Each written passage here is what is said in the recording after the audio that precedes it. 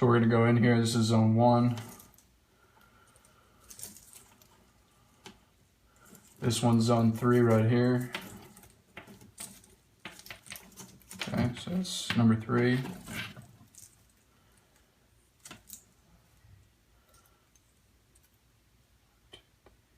This is zone number 6 right here.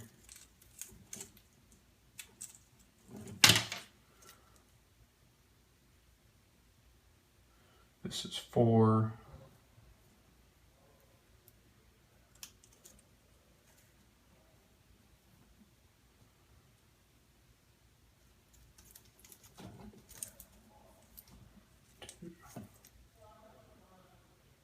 One, 2, 3, 4, 5, 6. 1, 2, 3, 4, 5.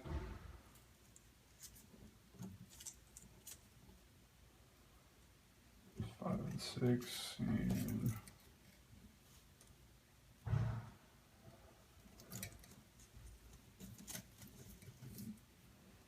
missing one here somewhere.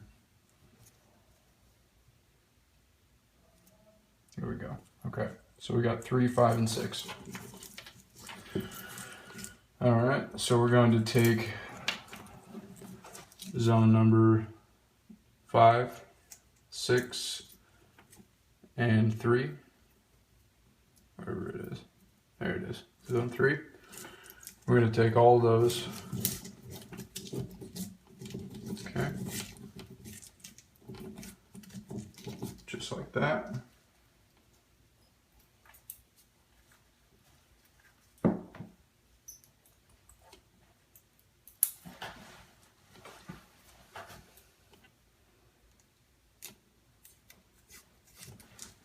We're going to twist them all together, and then I just tape them up like this. That way they're not getting tangled with any of the other wires that are behind, just in case you ever need to grab these for any reason. I don't know why you would when you're installing new window sensors, but just in case. Okay. So, zone 3, 5, and 6 back in the wall. And again, that's master bedroom windows, front windows, and the rear bedroom windows. All right, so now we are left with our keypad wire, our bell wire. We've got our zone number 2, zone number 1, and zone number 4, okay? And you'll notice that zones 1 and 2's wires are different. That's because you've got front and garage door, and then you've got patio door. And generally the contractors that pre-wire the homes will do that on purpose, so that when they come in to do the trim out and they pull all these wires out of the wall, they already know which ones are their doors and which ones are their windows. So then all they have to do is, separate the two. Anyways, so your keypad wire here, we're going to take that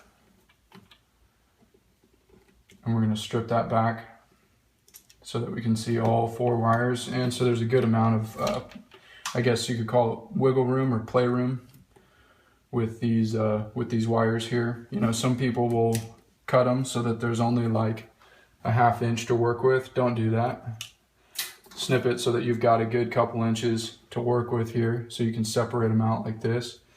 And what we're going to wind up doing here is we're going to run a new wire for the power for the individual 2 gig keypad. There's going to be a new power source that runs down to this outlet right here. And then there is the other 2 wires, the green and the yellow, for the keypad wire. We're going to use to attach the old bell to it, just to see if it'll work. Some people don't like doing that. I like doing that because it's louder. The keypad plus these bell wires is obnoxious, and that's the whole point of having an alarm system. So make sure that your wires here are not frail and that they're not going to break, kind of like just happened. Make sure you strip them back like that So you take your red and your black from your bell, and your yellow and your green, and your red and your yellow will go together. I always keep the light colors together.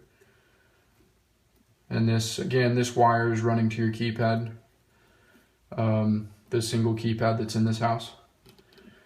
And then you're gonna put your black and your green together. So darks together, lights together, all right?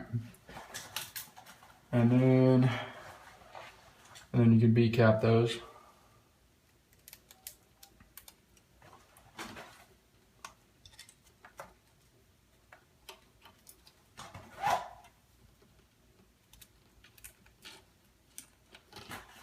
Don't judge me because of my long needle nose. These things are lifesavers.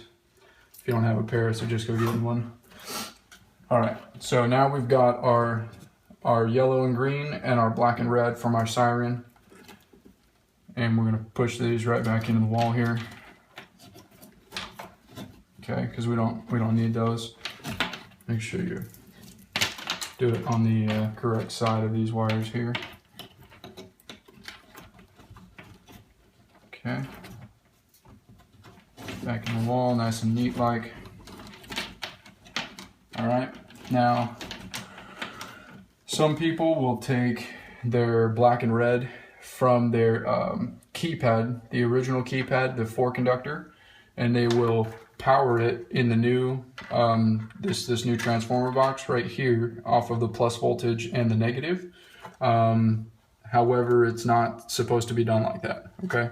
So what you want to do is you want to obviously make this longer, okay? So you're going to get either 2-conductor or 4-conductor wire, you know, from your car or whatever, and you're going to make this longer so that it can reach down here to the outlet. All right, so I'm going to do that now.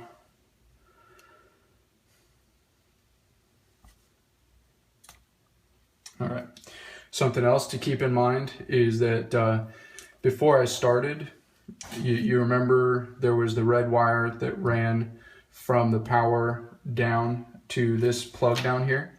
All right, we don't like doing it like that. I don't like doing it like that. You can do it however you want, but if you want it to look perfect and be perfect, then what you need to do is, it's very easy when the panel's off the wall, is you're just gonna run that wire from here down to this outlet inside the wall so that the customer never has to look at it. Because nobody wants to see wires hanging outside you know, out anywhere in their house really, so. Just gonna make a little hole like that. Okay, and that way when the wall plate goes back on there, it covers that hole. Make a second little hole right there.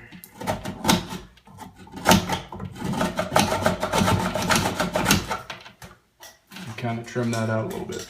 All right. Now I'm just going to take this wire here.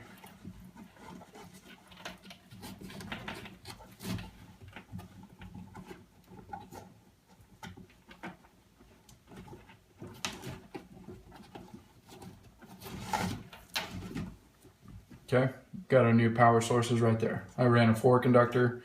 I'm going to use the red and black for the main panel power, and then I'm going to use the white and green for my new keypad power. All right, and you just strip these back a little bit more.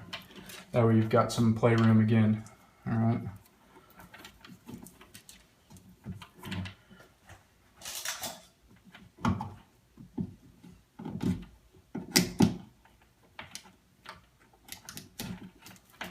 Okay.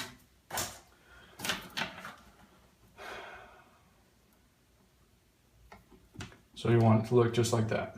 All right, good. Okay, we're not gonna worry about this bottom part just yet. We'll deal with that in a minute. Just leave yourself, I don't know, probably about that much. And then this upper part, we're gonna strip back. Make sure you hold on to these wires when you do that so that you don't pull them back through the wall.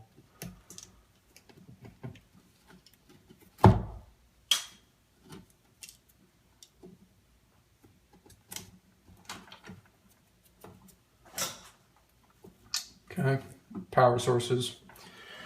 Okay, now the customer has a window in his kitchen that is soaking wet, and so we want to remove that from the loop. And the kitchen is zone number 4. So we're going to go to zone number 4. All right, and this is the easiest and fastest way to do this. If you don't have a continuity tester or a toner with a continuity tester on it, I suggest going and getting one. Don't buy one of those cheap little crappy ones. Make sure you get a good one that has, you know, this one was like 20 or 30 bucks, but it's got a tone section and it's got a continuity test. So I put the continuity test on, and what the continuity test is doing, if you do not know, is it is testing basically the entire circuit.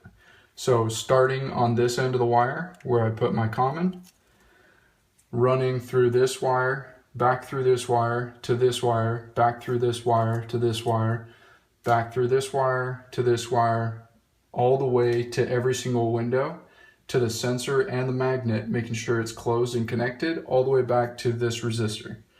So that's what it's testing. It's making sure that there's no breaks in the line. And so you put that on there, your common on one side, your positive on the other, and generally you'll get this light on here that shows up if there is a good consistent continuity, meaning that there is no break in the line and that all of your sensors and your magnets are good. If you remove that, that light goes away. You see that? All right, so good continuity, that means that all the windows are working. So now what we're gonna do, because we're removing one of the zones, is I'm going to go over and I'm going to open that window that we are removing from this loop, and then this continuity light is going to go away. So I will be back in just a minute.